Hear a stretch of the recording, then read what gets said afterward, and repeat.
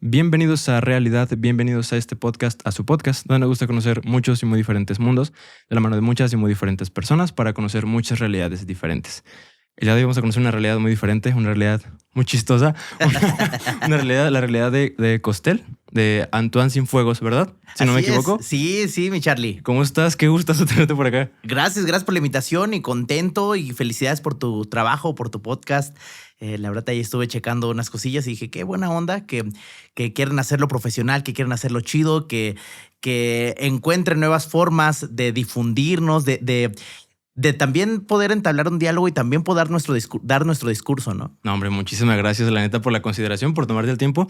Yo le escribí a la agencia, me parece solo 360. Sí. Entonces dije, a lo mejor ellos hacen el conecte, a lo mejor Costel ni siquiera sabe a qué va, porque me pasó una vez que la persona no sabía. Pero qué chido que tomaste la molestia. Y digo, mucha gente en México te conoce. Digo, gracias. Tanto Lagrimita, tu papá, como tú son los payasos de México, ¿no? Pero en caso Espero que Lagrimita me conozca también. Te reconozca, ¿no? En caso de que alguien no te conozca, ¿te puedes presentar a la cámara? Claro que sí. Soy Costel, el payaso Costel.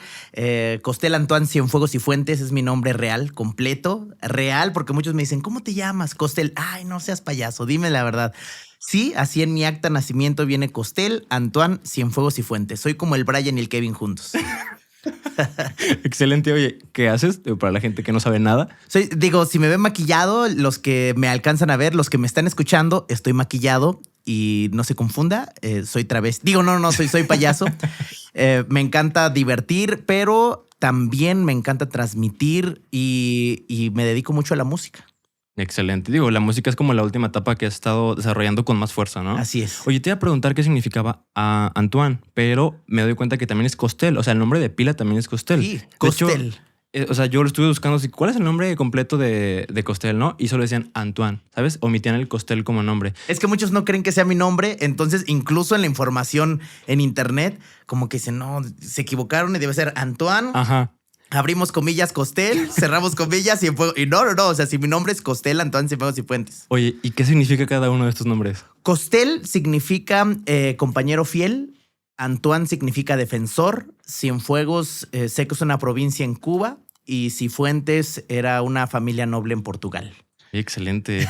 Oye, y por estos dos nombres característicos en tu niñez o en tu infancia, adolescencia, no sé, en alguna etapa, ¿no? ¿Tuviste algún problema, inconveniente o algún shock como de que se burlaran de ti o te vieron raro?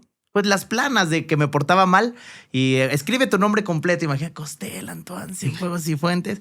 Y mis tíos desde muy chico ya me echaban la carrilla. Entonces eso como que me puso en una buena posición para cuando me echaran carrilla en la secundaria no me agüitara. Mis tíos ya me decían costal de atún, así que... Oye, muy creativo sí. ese, la verdad. Oye, bueno, para los que están escuchando, Costel trae una guitarra muy característica también en la mano. Sí. Digo, para los que están viendo, pues ya la están viendo. Y hablando de instrumentos y de guitarras y todo esto, leyendo me di cuenta que tocas 15 instrumentos, o no sé si son más de 15. ¿Cuántos tocas? Más o menos, la última vez que se cuentan como 25 instrumentos musicales. 25. ¿Cuáles son? ¿Nos puedes decir cuáles tocas? Trompeta, trombón, saxofón. Del saxofón toco el alto, el soprano, el tenor, el acordeón de puntos, acordeón de teclas, melódica, armónica, flauta dulce, flauta transversal, clarinete, guitarra, ukulele, bajo. ¿Cuál me falta? Percusiones. De Batería. ahí, batería. Sé tocar instrumentos de payaso como lo que son los guantes musicales, el sartenófono, el botellófono, los vasos, el serrucho musical. Es un arte. Acordeón de puntos. ¡A la madre! Oye, ¿cómo aprendiste tantos? Pues tenía mucho tiempo libre. No, ¿sabes qué? Que siempre me gustó aprender cosas. Yo creo que es de mis más grandes hobbies, estar aprendiendo algo nuevo constantemente. Y de chico me enamoró la música y desde la primaria yo aprendí la flauta dulce muy rápido y el maestro tocaba piano, entonces yo me la acercaba y le decía, ¿qué es eso? Ah, ok, este es un do. Y entonces empecé a aprender los acordes. Me metí a la iglesia a aprender la guitarra. Después de ahí me metí a un mariachi a aprender trompeta. Me metí a una orquesta a aprender trombón y de ahí me fui como hilo de media. ¿Sabes entonces solfeo y música la teoría o únicamente eres empírico? No, también la teoría, aunque la uso muy poco. Eres más lírico, ¿no? Soy más lírico, pero sí sé leer en sol y en fa. Oye, bueno, yo de eso no sé nada. Mi madre alguna vez medio me enseñó, pero yo nunca se me pegó. Yo nomás toco la guitarra, pero pues lírico, ¿no? Me veía mis videos en YouTube con mis partituras y era todo. ¿Qué es lo Oye, bonito de la música? sí, lo sientes, ¿no? Al final. Sí. Digo, creo que sí es. Creo que la música a veces se olvida que es un arte, al igual que cantar. Entonces, ¿cuál es la diferencia? Yo lo comparo con la pintura y la arquitectura. Puedes ser un arquitecto que haces líneas perfectas y puedes hacer una casa perfecta que parece real y está padre y va a ser bien remunerado. Pero puede ser un Picasso que no haces líneas perfectas, o puede ser no sé, un Van Gogh que de repente aplica esas técnicas medio circulares, o puedes aplicar puntismo y de repente esto va en contra de las reglas, pero transmite algo, y pasa igual con la música y con la cantada, ¿no? Y por eso de repente surgen artistas que digo, hoy echamos carrilla y fácil decir como Valentín Elizalde, que de repente no a todos dicen, ay, pues no es ópera, ¿verdad? Pero él mismo lo decía. Tuve alguna vez, me tocó estar allí en Televisa Guadalajara en un soundcheck que hizo Valentín Elizalde. Ah, ¿lo conociste? Sí, lo conocí en un desfile que participamos los dos, y él fue el que se acercó y me dijo, Costelito, vamos a tomarnos una foto. Y yo así como que, vale, me está pidiendo una foto, qué chido. Y después ya lo vi ahí en Televisa, estaba haciendo soundcheck y le dice el Inge, ¿cómo te escuchas? Y dice, pues de la fregada, pero al público le gusta. Oye, qué buena anécdota. Es que es chido que sea consciente de eso. Y precisamente a mí me gusta mucho, por ejemplo, la canción de Vete Ya es una joya. Sí. Y precisamente mis papás pues, son ya de una época, bueno, no son viejitos, ¿verdad? Pero pues sí son de 12 generaciones de arriba. Sí. Y escuchan Valentín Elizalde y dicen, ¿qué es eso? O sea, está berreando, no está cantando. Pero está genial. O sea, Yo tengo una teoría. ¿Llegaste a escuchar de Lalo y Lagrimita? Sí, sí, claro. Mi papá Lagrimita y Lalo, ellos tienen una canción que se llamaba La Balada del Vagabundo. No seas mal. La de papá, ayer cuando jugaba le pregunté a un hombre que miraba. Y le contestaba Lalo, un vagabundo es un hombre que va siempre. Entonces yo creo que Lalo fue el primero en cantar ese estilo. Como Elizalde. No manches, qué chido. Oye, ¿y lo conociste más, Elizalde, o solamente así de verlo de vez en cuando? Con que me llevo muy bien es con el que era el chico, ahora Francisco. Sí me tocó encontrarlo en algunos eventos de radio, en algunas premiaciones, en algunos desfiles, y así fue como lo traté, y siempre era muy amable. ¿Qué tal, mi Cotelito? ¿Cómo estás? Y a todo mundo saludaba y con todo mundo cotorreaba. Oye, ¿cómo sentiste que te pidieron una foto él? O sea, porque imagino que era como una figura un poco más en auge. Es que yo estaba mediático. empezando en mi carrera artística. Incluso cuando yo lo conocí, yo todavía ni siquiera me dedicaba a la música. Yo estaba como payaso apenas empezando en el programa. Ese desfile no pudo ir mi papá, y mi papá me dijo, pues vete tú, y envió a mi papá así como a 3 payasos para que fuéramos a cubrirlo. Ok. Y ya salí en la televisión, pero obvio no tenía ese nombre, y llegó el vale y me pidió la foto. Y me pasó algo similar con Daniela Luján. Con Dani Luján, yo era fan que no vio las novelas, de mi generación, que no vio las novelas de Dani Luján. Y para mí era como que, ay, el diario de Daniela. Y me tocó estar allá en Televisa México, en Muévete se llamaba el programa. Y entonces fue invitada y yo la veía de lejos y decía, ay, Dani Luján. Y entonces ella me veía a lo lejos. Ya después ella se acercó y me dijo, oye, Costel, ¿me puedo tomar una foto contigo? Y yo, ¿y tú te puedes tomar una foto conmigo? Ya después platicando me dijo, es que me encanta tu música y soy tu fan. Y yo, ay, yo te veo desde chiquito.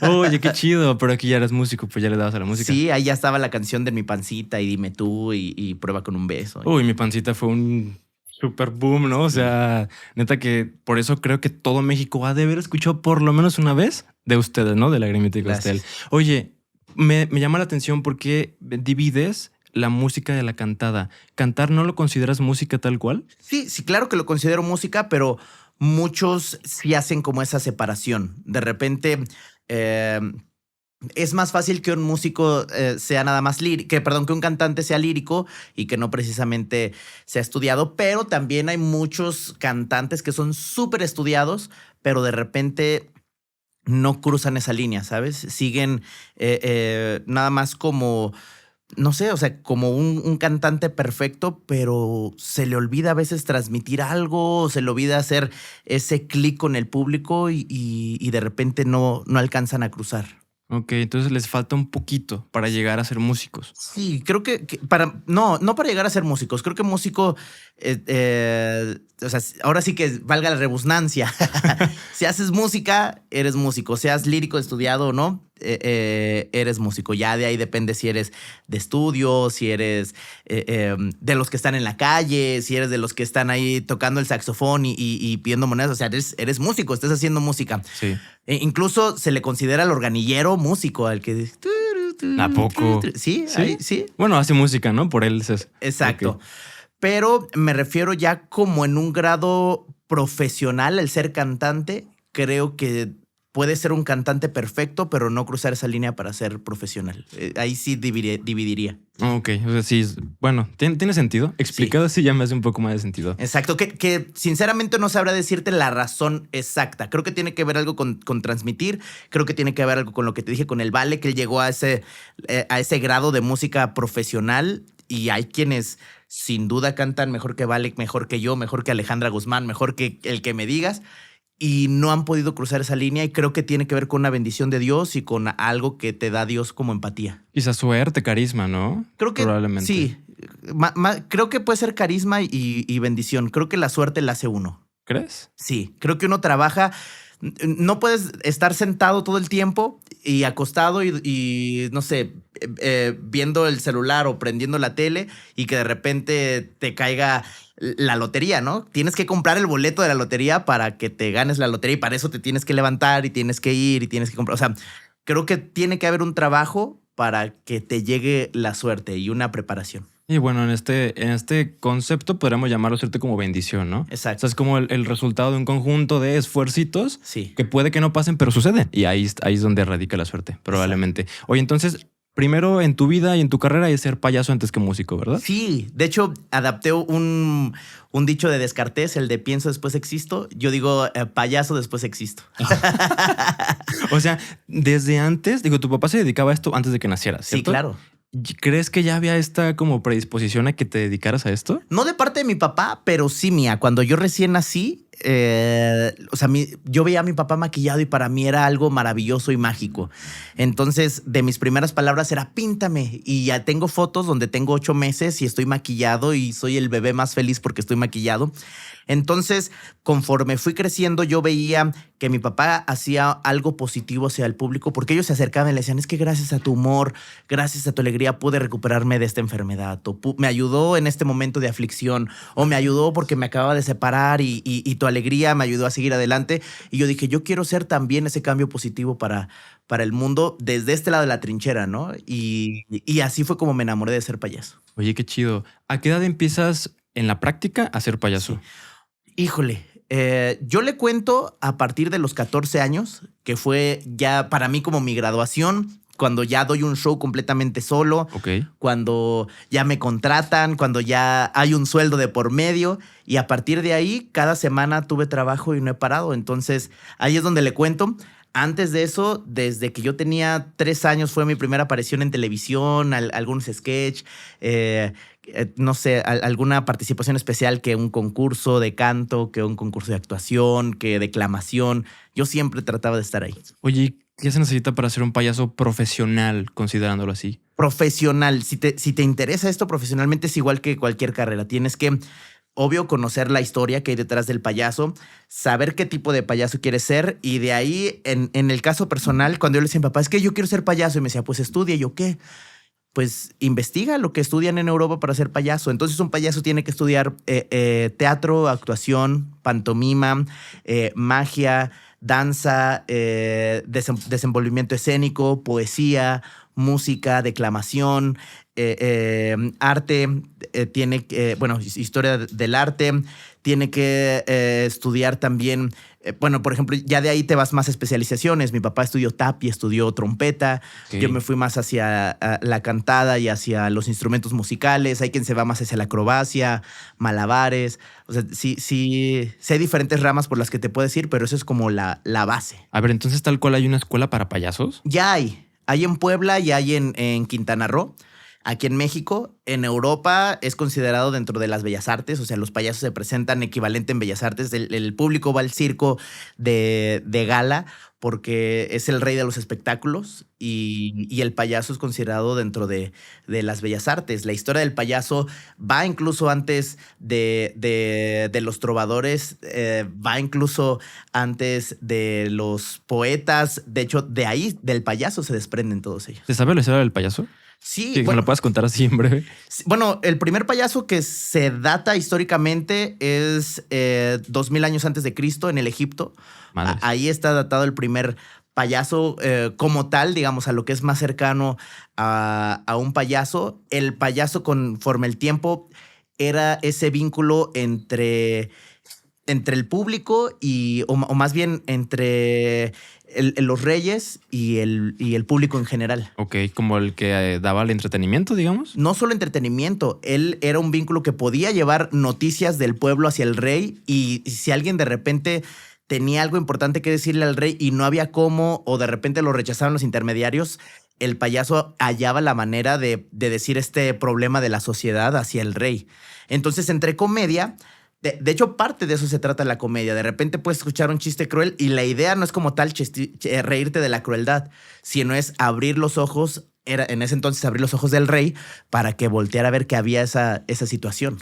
Ok, entonces le expresabas problemas sociales a través de la comedia desde entonces. Exacto. Y de la misma manera podía hacer crítica política o ayudarles a la comunidad o al pueblo a olvidarse de los problemas o también a burlarse de las situaciones malas que había sobre los que estaban reinando. ¿Y cuál era la diferencia entre un payaso en ese entonces y un bufón? Pues el bufón literal era para que se rieran de él. Y ya. Y ya. Es que de aquí, como los antecedentes del payaso, sí tiene un poco que ver el bufón, que era un poco más acróbata, los juglares, pues de ahí ya se desprenden varios tipos de payaso, ¿no? Como Cara Blanca, Augusto, que ya son denominaciones que vienen hoy en día, pero básicamente esas son los inicios del payaso. Oye, teóricamente, ¿tú qué tipo de payaso eres? Yo soy una mezcla entre Augusto y Cara Blanca latinoamericano. Augusto Cara Blanca latinoamericano, sí. Tropicalizado, ¿no? Es que el Cara Blanca es el que es serio y el que puede de repente corregir al Augusto. Cuando trabajo con mi papá, me toca hacer el Cara Blanca y a mi papá le toca hacer el Augusto, que es el cómico, el que todo el rato le pasan torpezas. Y el Cara Blanca es como el serio. Y cuando estoy solo, hago el papel también de cómico, que es el Augusto. Ahora, nuestro maquillaje al principio empezó con tintes europeos, pero ya casi no se maquillan. Y ahora en Latinoamérica, principalmente en Sudamérica, lo que es Chile, Argentina, tienen estos tipos de maquillaje que son un poco más sintetizados, y no el payaso americano que es tosco. Sí, que hasta da miedo. A mí me da un poquito de miedo, honestamente. Sí, pero como tiene mucha razón, o sea, hay muchos tipos de... Y luego están, no sé si hay payasos dentro del Cirque du Soleil, por ejemplo, que también es un espectáculo, pero claro, es muy diferente a lo que ves aquí, a lo que tú presentas o a lo que presenta el payaso beso, por ejemplo. Entonces... Exacto. Por ejemplo, el payaso beso, ¿qué tipo de payaso es? Pues él vendría siendo un Augusto americano, nada más que ya... pervertido, ¿no? Sí, me refiero no a pervertido sexualizándonos, sino cuando perviertes algo y le robas la esencia, que pasa lo mismo con Anabel, ¿no? Normalmente ves una muñeca y dices, ay, qué bonita, y acá está pervertida como tal la muñeca y ya es diabólica, digámoslo así. O pasa lo mismo con el orfanato, donde normalmente un niño es símbolo de inocencia y perviertes lo que es ese significado y lo transformas en algo de miedo. Sí, digo, en cualquier sentido. La palabra perversión está como muy, muy asociada a la sexualización. Tienes razón, pero sí. Oye, todos los días se aprende algo nuevo. Oye, y cuando comienzas la carrera tal cual de payaso profesional, sí, ¿va de la mano con tu papá, con Lagrimita, como Lagrimita y Costello? ¿Cómo comienzas? No, mi papá no quería. Todavía en ese entonces, o sea, me dijo, bueno, sé lo que quieres, medio te voy a apoyar, pero me pedía muchas exigencias. Aparte de tener altas calificaciones, me pedía tener servicio social, tener actividades en casa. Obvio, en ese momento, pues yo ya no recibía como tal un domingo o algo así. O sea, era también yo tenía que ayudar en casa económicamente. Y esas eran las condiciones que me había puesto mi papá para yo ser payaso. Entonces yo le decía, papá, es que yo quiero salir contigo. Ya empezaba mi papá un programa en la tele. Y me decía, sí. Y él empezó con un payaso que se llamaba antes Lalo, pero como ya había habido un Lalo y Lagrimita, Televisa le dice, ok, pero no puede ser Lalo, que se cambie el nombre. Se cambia el nombre al tío Chiri Y alguna vez nos toca trabajar en el Agua Azul en un evento masivo. Nos contrataron, curiosamente, tanto al tío Chiri como a mí, por individuales. Él ve mi show y le dice a mi papá, oye, tu hijo es muy bueno. ¿Por qué no lo invitas al programa? Y le dice mi papá, ¿sí? ¿Crees que puede? ¿Crees? Entonces, gracias al tío Chiri, mi papá me empieza a meter al programa con una sección de 15 segundos por programa, que era un sabías qué o un chiste, y yo terminaba diciendo, ¿qué chirindongo? 15 segundos tenía. Y con eso tenía que ganarme el lugar. Empieza a gustar el personaje, empieza a gustar el qué chirindongo, y entonces me invita el tío Chiri a participar en diferentes sketches, y que son, pues, como pequeñas obras de comedia que habían en el programa y que escribían principalmente él y mi papá. Y entonces empiezan a escribir de 3 personas y empiezo a participar ya más constante. Cuando de repente contratan para Europa al tío Chiri para ser como juez de algunos competencias que había allá, y nos quedamos Lagrimita y Costel, y así fue como empezó el proyecto. Yo para eso ya tenía unos 16 años, casi 17. Pero fue como sin querer trabajar con tu papá, entonces. Sí, fue accidentalmente. Oye, antes de seguir con esto, entonces tú digamos que adoptaste o impusiste esto del qué chirindongo. Pues era una frase que yo había escuchado de mi papá, pero él lo decía como, así bien chirindongo. Y lo decía como, ni siquiera como una frase. Era algo que decía esporádicamente, principalmente en sus fiestas infantiles cuando lo contrataban. A mí me gusta mucho esa palabra, la empiezo a adoptar para mí. Y cuando me toca hacer en el programa, dije, tengo que buscar un remate. Y encontré el que chirindongo. Porque dentro de eso mismo, alguna vez había escuchado a Lalo Armendia decirle a mi papá. Lalo era el productor de La Lagrimita. Ok. Entonces yo siempre estaba ahí buscándolo y ahí aprendiendo. Y yo entre cámaras y le preguntaba a los camarógrafos, ¿qué es esto? Este es un tilt down. Ok. Y esto es un zoom mini, un zoom out. Y yo, qué padre, ¿no? Iba aprendiendo ahí desde mis 6, 7 años yo de chismoso. No manches, qué chido. Y entre eso alguna vez escuché decirle a Lalo, en la tele son muy importantes los rolling gags. ¿Es eso? Rolling gag precisamente es una palabra que puedes repetir constantemente y que se vuelve ícono. Por ejemplo, es que no me tienes paciencia. O qué barato. O en mi caso, qué chirindongo. Ok, y lo adoptaste como, ¿cuál era el nombre? Como un rolling gag. Rolling Gag. Ok, oye, qué chido. ¿Cuál será el del programa? Bueno, se lo pensaré después. Sí, que sin duda alguna, cuando entiendes como ese lado que te ayuda a que el público se sienta identificado contigo, el programa de Lagrimita y Costel estaba lleno de rolling gags. ¿Cómo cuál O sea, es? aunque no era hablado, el no brinque, que no brinque del Chahuistli, que brincara y que se moviera la cámara, Ok. era un rolling gag. El beso de la fea era un rolling gag. El qué barato, el qué chirindongo, el no te digo. Con las gatúbelas había uno que iban corriendo hacia el público y levantaban el brazo para que se viera la axila, y se supone que les echaban así todo el olor de la axila y se desmayaba el público. Y eso creo yo que fue parte, dentro de tantas cosas, del éxito del programa. Chido. Es que precisamente lo recuerdo, por ejemplo, le dijo ahorita a mi mamá, bueno, hace horas, ¿no? A venir Costel. ¡Ay, qué barato! O sea, Sí. ¿sabes? Luego lo asocian, o sea, está chidísimo. Y aquí, en la historia de Costel, Lagrimita y Costel, empieza, ¿no? Sin querer, como a tus 16, 17. ¿Y qué sigue? O sea, ¿cómo se va desarrollando? Porque yo más o menos recuerdo que se ausentaban un momento como de las cámaras, ¿no? De los programas. Pues no es tanto por gusto. No, creo que hay digo, a veces suena muy trillado, pero hay ciclos en las empresas, ¿no? Y más en la televisión. La televisión es muy rápida. Normalmente un programa exitoso te dura 3, 4, 5 años. Nosotros en Guadalajara duramos 12 años, lo cual, híjole, fue un ciclo enorme. Y pues gracias al público, y seguimos contentos y agradecidos con la empresa y con el público. Pero ¿qué siguió después de empezar como tal Lagrimita y Costel? Nos empiezan a dar programa diario, porque primero era uno que se llamaba Pam Pim Pum. Después empezamos diario con Operación Mágica, después Operación Payaso. Empieza Operación Talento. Cada uno duró más o menos 3 meses, 2 meses y medio. Cuando empieza Operación Talento, nos va a buscar uno de una disquera. En sí va a buscar a mi papá. Oye, yo te conocí con Lalo, sí me acuerdo, y que no sé qué. Vamos a hacerte un disco. Perfecto. Y yo de chismoso, como te dije hace rato que andaba entre cámaras, le digo, papá, yo te acompaño. Entonces voy allá y me ve Chencho, que era el dueño de la disquera, y me dice, oye, ¿y tú cantas? Y le digo, pues disque en la regadera. ¿Pero tocas algo? Sí, la guitarra. Y eso. A ver, tráiganle una guitarra. Canté una de Sin Bandera y me dice, cantas bien y tocas bien. Y le dice, papá, ¿quieres que salga tu hijo en el disco? Y dice, pues sí, está bien. Y yo dije, ok. Yo me imaginé cantándonos el patio de tu casa, vamos a jugar, las mañanitas. Y de repente, cuando empezamos a elegir canciones, dice Chencho, ¿no tú vas a cantar románticas? Y yo, ¿cómo? ¿Yo romántica? Sí, me cantaste una romántica, vas a cantar románticas. Y yo, ok. Entonces, primero me imaginé yo poperón, porque yo en ese entonces era rockero y baladista. Ok. Aunque, fíjate, de niño, cuando era chico, yo cantaba en todos los concursos Un indio quiere llorar, completamente de banda. Pero ya en mi adolescencia, yo era, ya sabes, creo que todos somos rockeros en la adolescencia. Sí, sí. Sí, como más rebeldes, ¿no? Como rompiendo lo que estaba de niño, sí. Y me dice, ¿vas a ser romántico? Y dije, bueno, pues le pongo acá unas guitarras y eso. Y me dice, no, va a ser grupero. Y yo, ¿cómo grupero? No me imaginé, para mí fue y de repente me voy así como a Los Temerarios, Los Buques, y yo, no, eso es como... Porque para mí eso era lo romántico, pero después dije, y le digo, oye, ¿y si puede ser algo como Intocable así?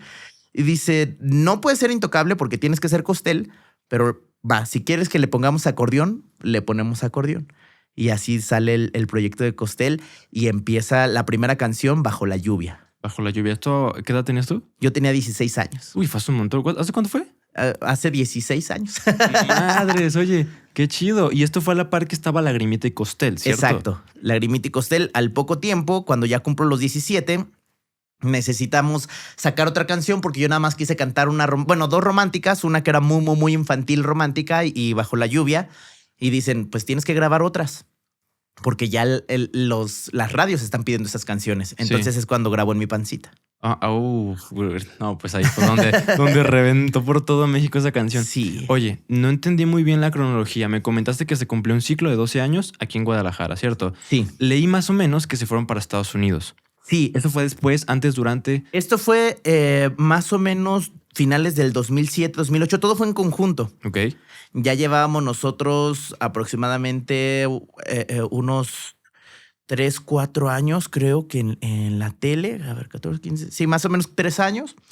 Y de ahí, creo que fue 2008, 2009, que vamos a Estados Unidos, pero lo hacemos a la par. Estamos en Televisa México, en Estados Unidos en Estrella TV y en Televisa Guadalajara. No teníamos un solo día de descanso, así nos aventamos 7, 8 años. No mames. Sí. ¿Cuántos aviones tomamos a la semana o qué rollo? Tomaba como 4 o 5 aviones a la semana. ¿Cómo? O sea, ¿nunca llegó un punto como de burnout donde ya no podías? Pues es que yo estaba viendo mi sueño.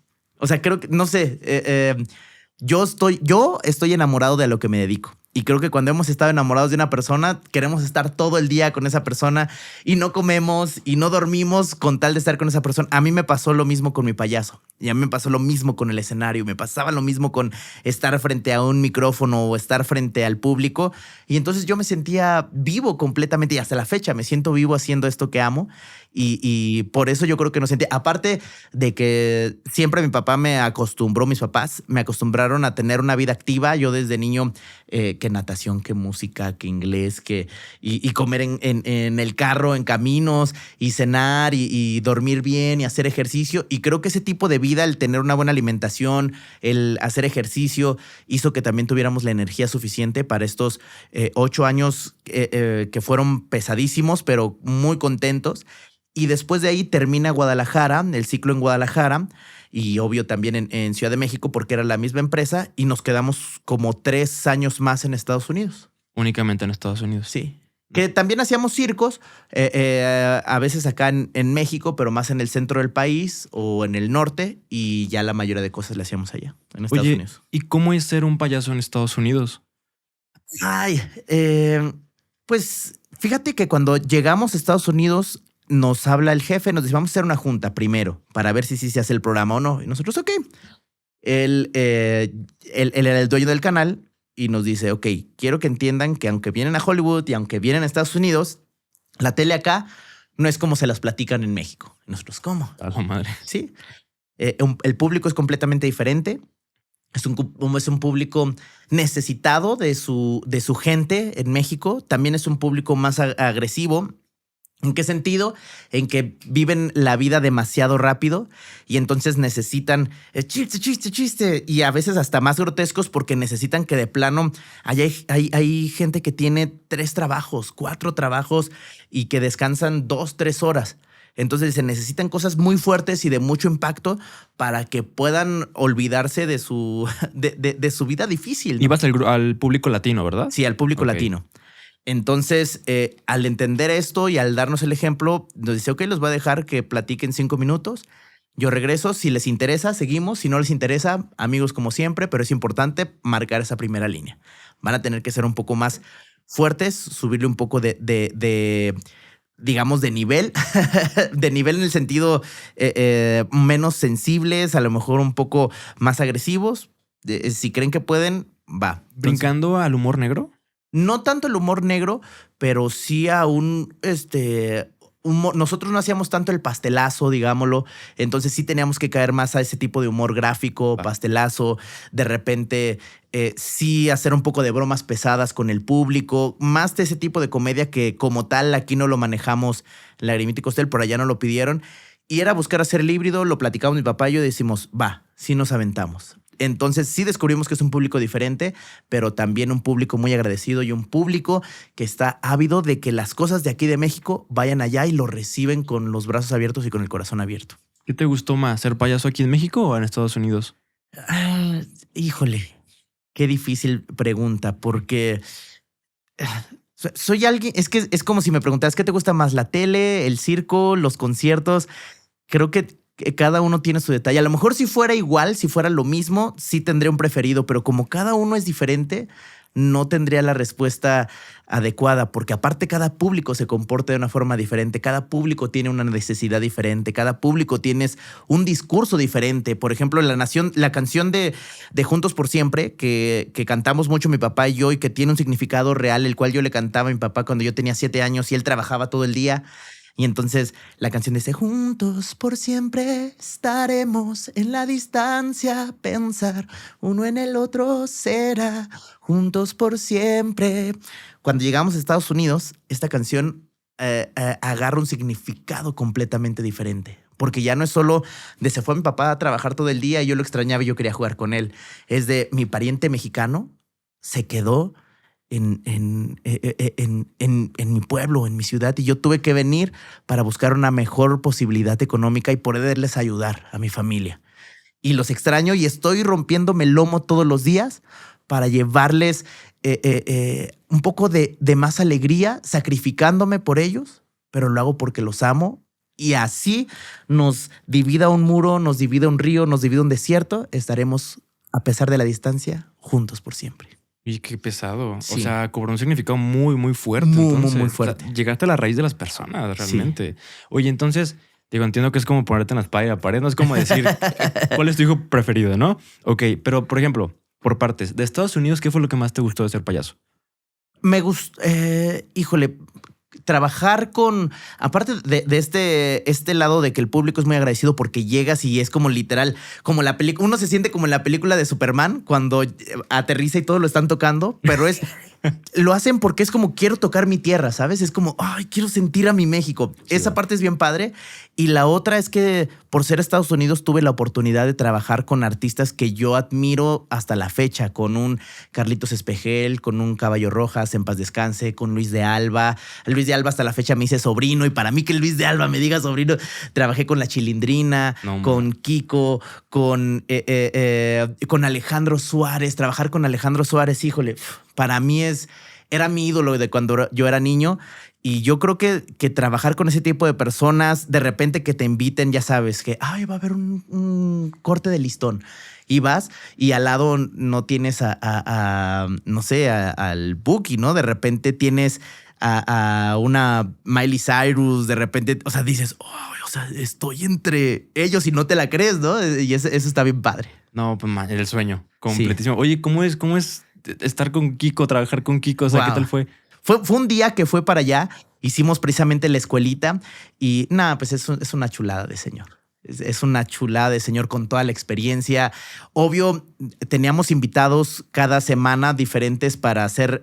teníamos la escuelita de Lagrimita y Costel allá en Estados Unidos, el cual es un sketch de payaso. La escuelita como tal, la que aquí hacía Jorge Ortiz de Pinedo, es un sketch de payaso de hace 80 años que se hacía en el teatro. De hecho, Homerito llegó a hacer esa obra junto con mi papá hace 40 años, o sea, mucho antes de lo que fuera Cero en Conducta.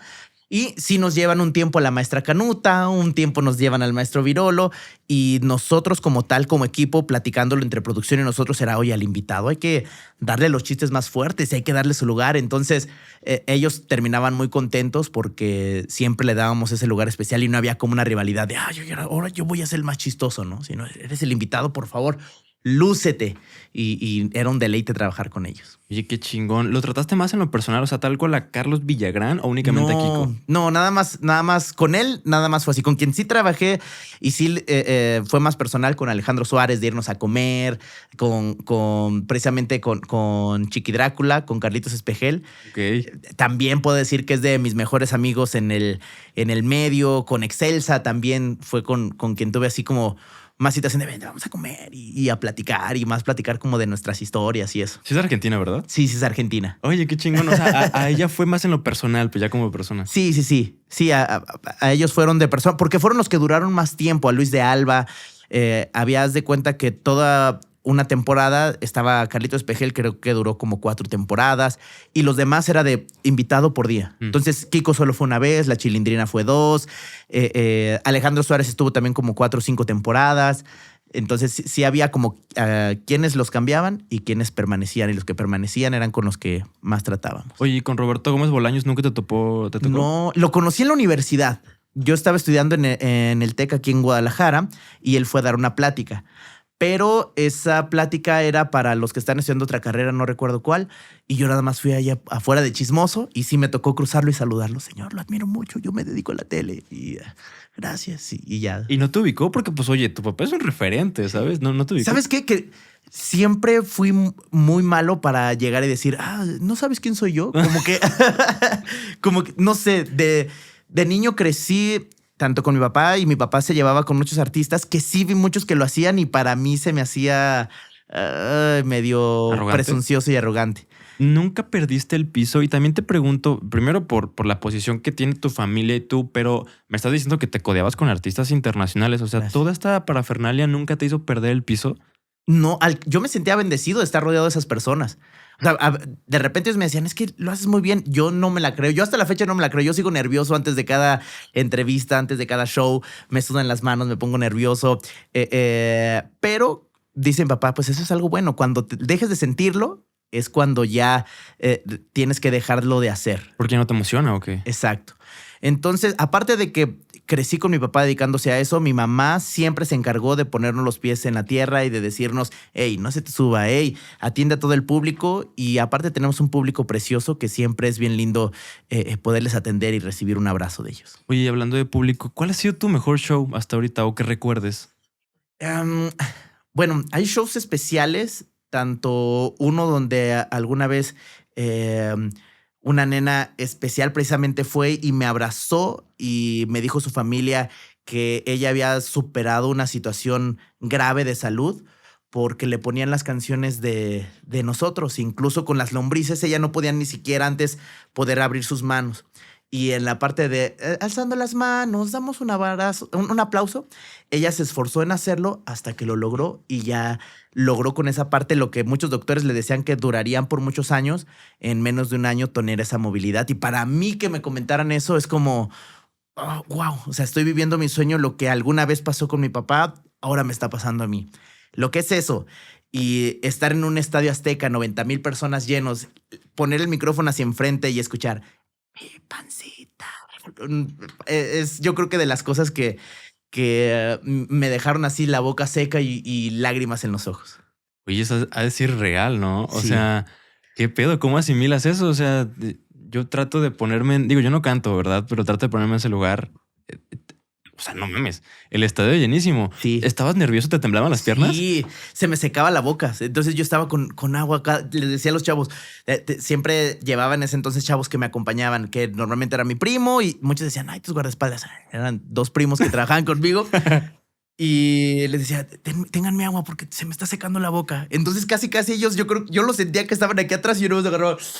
Y ya seguía, en mi pancita, revolotear. Y era una emoción y un nervio ya hasta que como que controlé mis nervios y pude seguir cantando y ya en ese momento se me dejó de secar la boca, pero sí al principio estaba Oye, y yo digo, va de la mano tanto lo mejor como lo peor. O sea, hay muchos nervios, hay eventualidades, no controlas todo. Sí. ¿Cuál ha sido, en contraparte, digamos, el peor show o el show más accidentado que has tenido?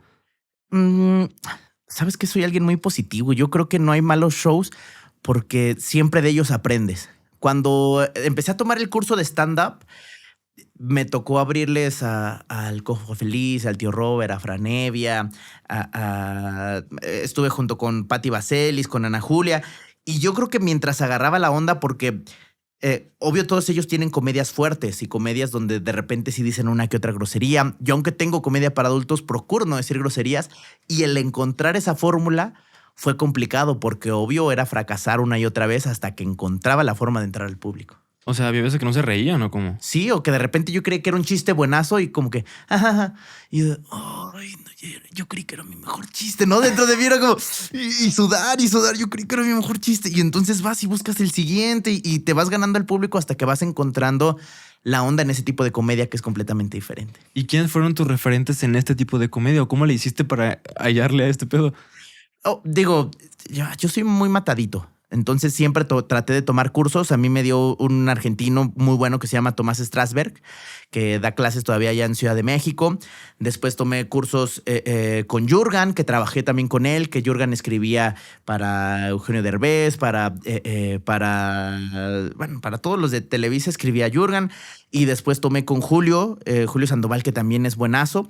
Y tomé ahí un cursito rápido también con el Chaparro Salazar. Eso me ayudó mucho a entender lo que es el stand-up. Y en Estados Unidos es la comedia por completo, el stand-up.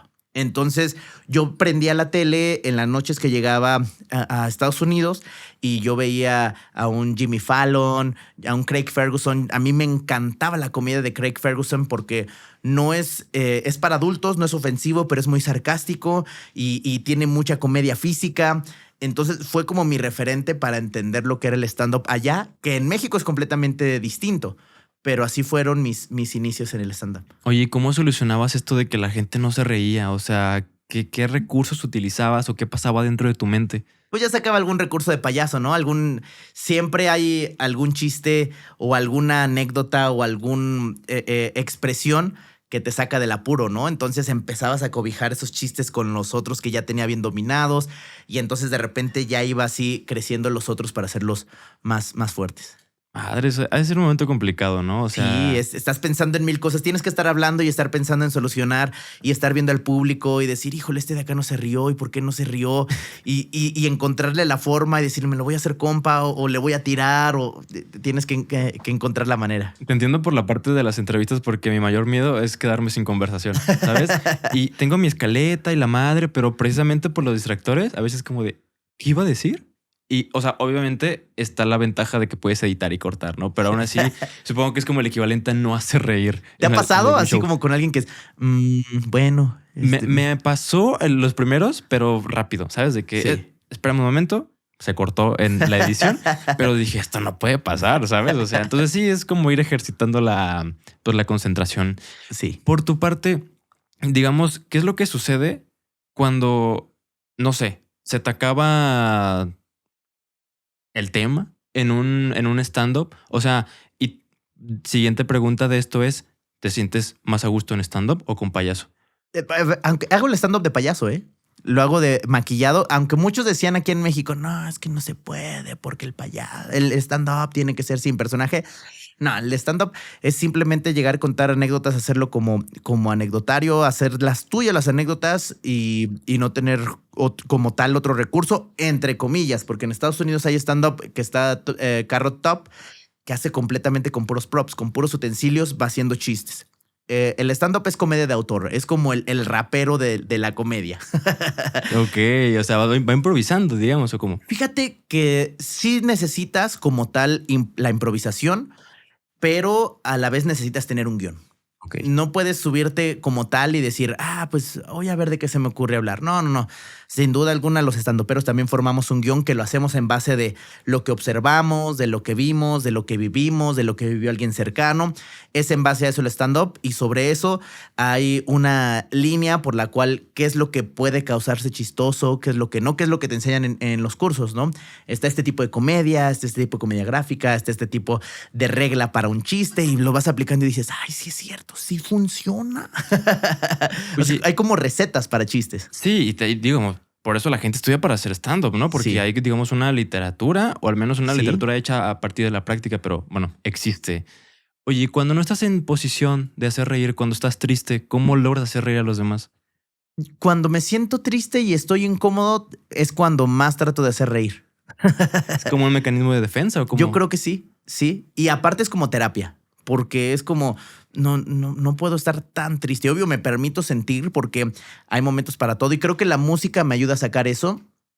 Pero, ¿qué agarro con la música?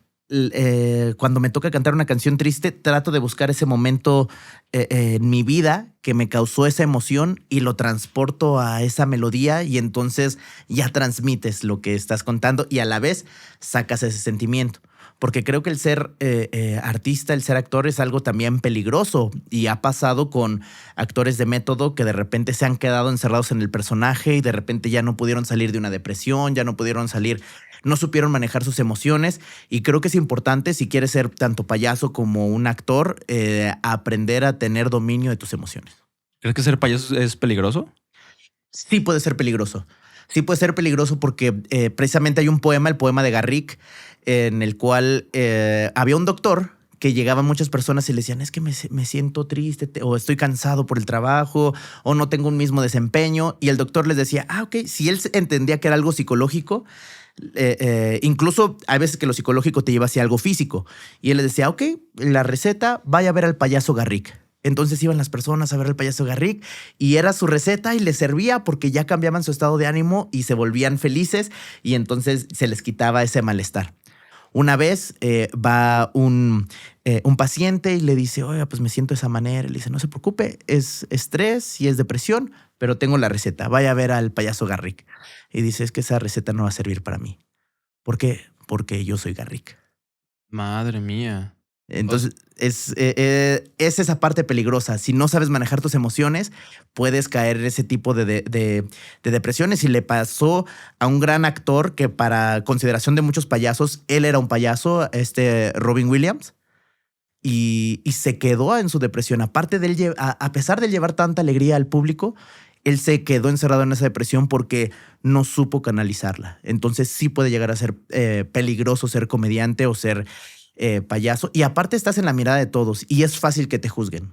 Y te voy a hacer la mención de Platanito, que es amigo personal de la familia y él vivió momentos muy difíciles cuando fue lo del chiste. Y con el ABC, ¿verdad? Uh-huh. Que sí, de repente, a veces ellos son muy fuertes. Si vas a ver un show de Platanito, sabes que no te va a contar el chiste de están dos ositos y no te va a contar ese chiste. Sabes que va a ser duro. De repente uno se siente con la facilidad de poder decir lo que quiere y se quita el filtro. Creo que siempre hay que tener un filtro, pero también creo que de repente hacemos cacería de brujas como sociedad y acusamos a alguien que dice algo y no acusamos a quien lo hizo.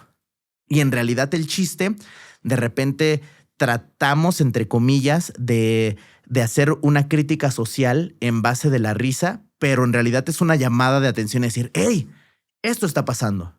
O sea, sí, ahorita te causa chiste, pero cuando te vas a tu casa te pones a pensar, no manches, ¿cómo dijo eso de los niños? No manches, ¿cómo dijo de los niños? Y el trabajo del comediante estuvo bien hecho. ¿Por qué? Porque te puso a pensar lo que pasó con los niños. Y te hizo reír aparte. Sí, pero ya cuando llegas a tu casa dices, no manches, necesitan los niños tener justicia. Y de repente al público se le olvida eso. O no al público, sino hay alguno malintencionado que dice, no, hay que acusar al que lo dijo y al que nos puso a pensarlo en vez de al que lo hizo y trató de borrarlo. Sí, lo cancelaron horrible. ¿Sabes qué? Precisamente estaba hablando. ¿Conoces a Sergio Goyri? ¿Te suena el Sí, sí, nombre? sí, claro. Aquí estuvo su hijo, Nitro Goyri. Te mando un saludo, carnal, si ves esto. Saludos. Y precisamente hablamos pues del escandalazo con Yalitza, de Sí. que no, fue un madrazazazo mediático. Y platicaba algo similar. Digo, Nitro es un poco más florido con su lenguaje. Sí, entonces pues ahí se agarró. Pero Tú precisamente. háblame como quieras, ¿eh? Yo no tengo bronca. Pero precisamente pues decía eso. Es que la gente me parece, en resumen, un tanto doble moral porque te están tragando por una parte, pero. Digo, aquí el contexto es diferente, ¿no? Porque fue una conversación filtrada y lo que sea. Pero sí, creo que la crucifixión mediática es bastante dura. Con esto del peligro de ser payaso, de estar expuesto, ¿te ha pasado algo similar a ti? Gracias a Dios siempre hemos tenido mucho cuidado de lo que hablamos y decimos, pero de repente yo soy, me gusta, creo que el micrófono es una responsabilidad social. Aparte del poder ser alegría, sí creo que tenemos una responsabilidad social y yo me pronuncio a veces a cosas que son, entre comillas, políticamente incorrectas. Yo estuve muy activo en lo que fue el circo con animales. No en el sentido de que quitaran los animales, yo estaba a favor de que regularizaran a los circos que tienen animales. No que los quitaran, sí que regularizaran. ¿Cuál es la diferencia? Obvio, sí había circos que maltrataban. Obvio, no eran todos. Obvio, había un porcentaje, un 30-40% que trataban increíblemente a los animales, que había casi psicólogo para los animales, que eran parte de la familia, que los tenían activos todo el tiempo. Trabajé con una familia que se criaban más jaguares con ellos que en hábitat natural. No manches. Así de felices tenían a los animales. Pero lo más fácil para el gobierno y para los radicales era no, erradiquémoslos, quitémoslos. No importa cómo los traten, quitémoslos. Y tristemente llevaron a los animales, a los que quitaron, a una bodega a morirse solos, sin cuidado, sin alimento, sin nada. Sí me pronuncié bastante al respecto y sí hubo ahí que de repente una que otra asociación o alguno que otro extremista que de repente me acusaba y me señalaba y de repente hago eso, pero por situaciones justas. Creo que lo justo no es lo blanco ni lo negro. Creo que estamos en un mundo de grises y creo que el poder defender también ese lado, como lo que es lo de Platanito, como es lo de los animales, el decir, hey, o sea, busca qué te puso a pensar, ¿no? Busca que sí hay quien lo trata bien. No porque haya una mamá que golpeó a su hijo, que lo hay, le vamos a quitar a todos los hijos, a todas las mamás. No, o sea, que pague el que tenga que pagar y que el que no tenga que pagar, que se lo aplaudan. ¿No? Si no se lo aplauden, pues por lo menos que lo dejen continuar teniendo su hijo, ¿no? Regularizar, sí. Sí. Entonces, pudiste surfear más o menos bien esa ola y fue como lo más grave que te pudo haber pasado. Sí, de repente ahí me meto en una que otra situación, pero no me voy tan heavy. O sea, soy como más tranquilo, pero sí tratar de llamar la atención y decir, hey, esto está pasando y tenemos que pensar en esto. Al final tratar de concientizar, no es como Claro. la intención. Oye, de las últimas preguntas, por cuestiones de tiempo, Gracias. hay una frase, bueno, es un dicho que usamos todos, creo que hasta tú, el típico, no seas payaso. Sí, ¿Sabes? híjole. ¿Cómo me lo llevas chocan tú? los dichos de payaso. ¿Cómo lo llevas tú? O sea, ¿por qué se entiende que ser payaso es malo? O sea, ¿cómo lo llevas tú que te dedicas a ser payaso? Sí, para mí ser payaso es humanidad por completo. No solo en instinto, porque sí, el payaso se deja guiar por su instinto, pero ese instinto se deja guiar por su corazón. Y es algo puro que tiene el payaso. Y que de repente te digan no seas payaso, para mi punto de vista sí es algo hasta ofensivo, ¿no? Y pasó en la comunidad de circos y de payasos. Hubo una temporada en el que López Obrador sacó un comercial de no, mamá, mejor me voy a ir a trabajar de payaso. Y todos los payasos fue de, o sea, nos estás diciendo que después de no dormir tantos días y que después de no tener una escuela y que yo tener que buscar la historia comprando libros y que yo tener que buscar dónde estudiar teatro, pantomima, todos los, o sea, está diciendo que mi trabajo no sirve y que es como de alguien huevón, perdóname, pero eso es una ofensa. Y si es algo difícil, digo, ya lo sabemos conllevar, pero si es algo profundo, de repente sí es como, Incómodo, ¿no? Sí. O sea, al final están demeritando tu profesión. O sea, es completamente entendible que no le aplaudas, vaya, que te digan eso. ¿Y Sí, es como el chiste, ¿no? El del abogado, el de que se encuentra el abogado en la mañana y, ay, abogado, ¿qué anda haciendo aquí? Pues aquí robándole unos rayos al sol. Ay, usted trabajando desde temprano. Si un abogado escucha eso, no me reí. ¿Okay?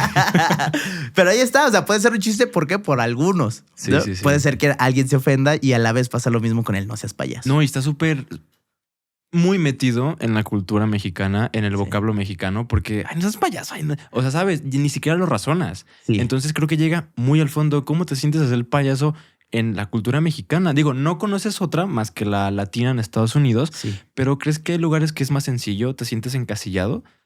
Sí hay lugares donde es más sencillo, aparte de Europa, que te digo que tratamos los de circo traer mucho esa cultura.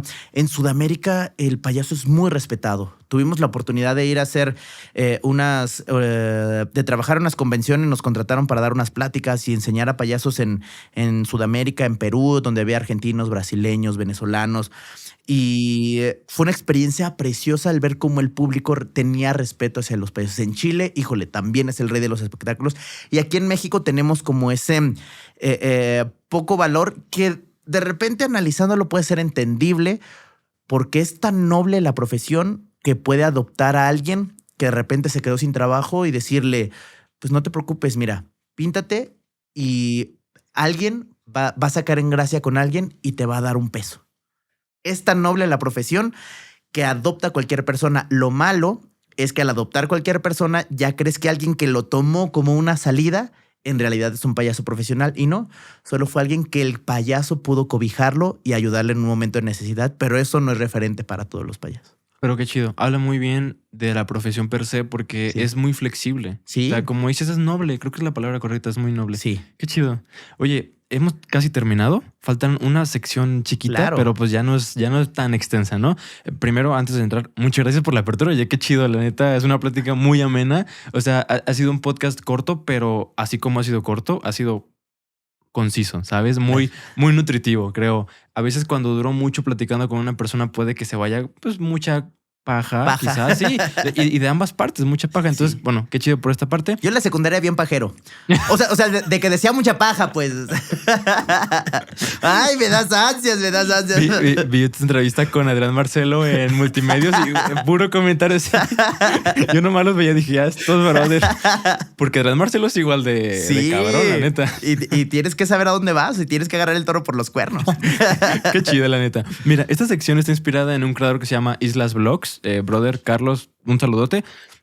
Sus respectivos créditos, porque está chida, está creativa. Mira, te voy a decir una frase o una pregunta rápida, tú contestas o lo haces. Ahí te va para que Órale. me entiendas.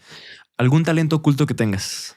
Ok. Que te puedas tocar la nariz con la lengua o una cosa así. Tengo las manos muy flexibles. A ver, puedes hacer una... Siento yo que tengo las manos muy flexibles.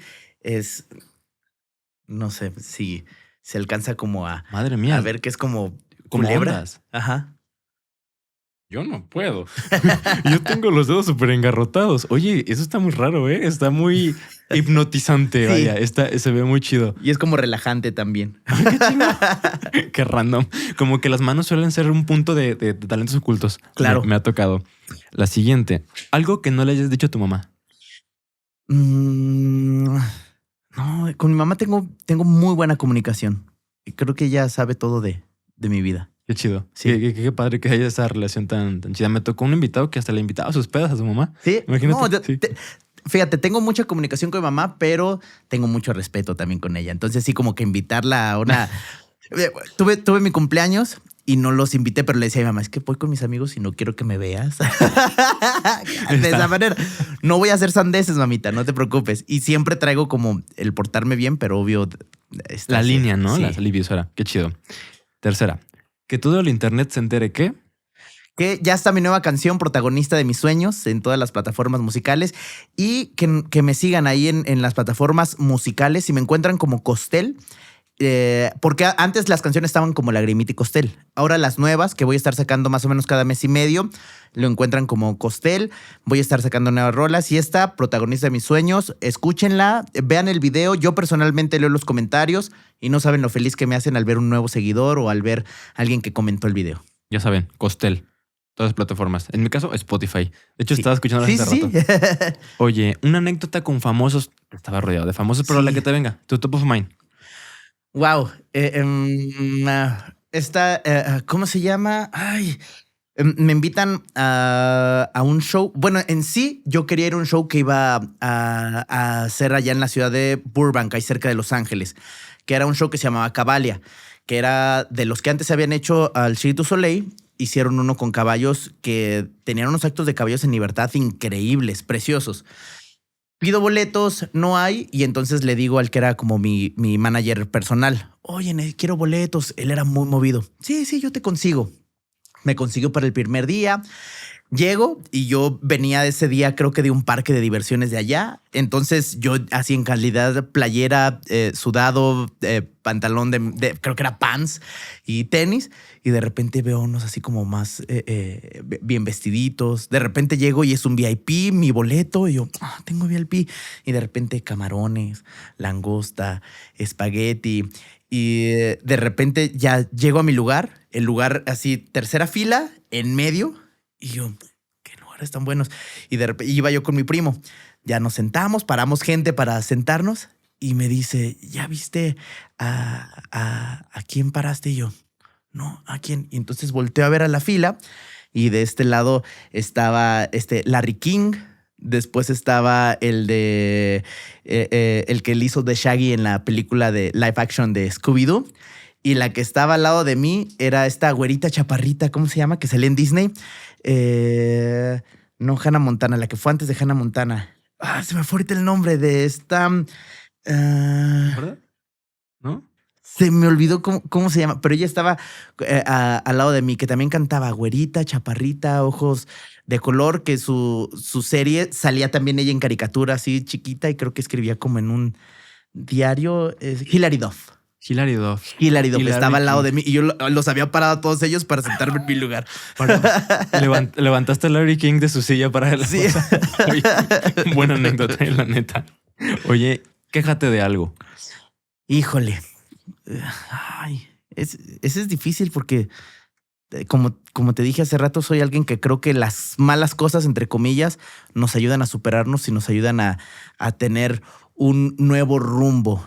Pero creo que si me puedo quejar es de el ser, de no juzgar todo por la primera impresión. También de perdonar. Creo que el mundo sería mejor si perdonamos a nuestros cercanos. De repente somos muy orgullosos y de repente es como, pues, no te perdono y no te hablo. Y, ¿por qué? Porque no me regresaste el borrador. Orgullo, ¿no? Sí. Entonces, creo que esa podría ser mi queja. Muy bien, sí. Creo que hay mucho rencor, la Sí. verdad. Penúltima. Mayor placer de la vida. Comer. ¿Comer? Para mí comer, híjole, es lo máximo. Yo llego a un lugar y digo, ¿qué voy a comer aquí que no voy a comer en otro lado? Probar sabores diferentes creo que es cultura y es algo que te da experiencias nuevas. Por dos. Yo Sí. también amo comer, me encanta comer. Y último, un dato curioso tuyo. Dato curioso mío, me dan miedo los globos. ¿Cómo? ¿Eres payaso? ¿Cómo Sí. crees? Siempre tengo eso. De hecho, mi primer stand-up se basó en eso. Y mi primer chiste es, hola, soy Costel y me dan miedo los globos, tanto que ya tengo 3 hijos. Ese fue mi primer stand-up. No más. Sí. Pero es real, le tengo miedo a los globos. Dicen mis papás que es de cuando yo estaba en la panza de mamá, mi papá trabajaba en un circo que era el Circo Tiani, uno de los mejores 3 circos del mundo. Cerraban con el hombre bala, tronaba y yo brincaba dentro de la panza de mi mamá. Cuando nazco, alguien lleva un globo, truena por algo y yo lo relacioné y de ahí siempre tuve pavor a los globos. No aguantas ver un globo. No, me pone muy nervioso.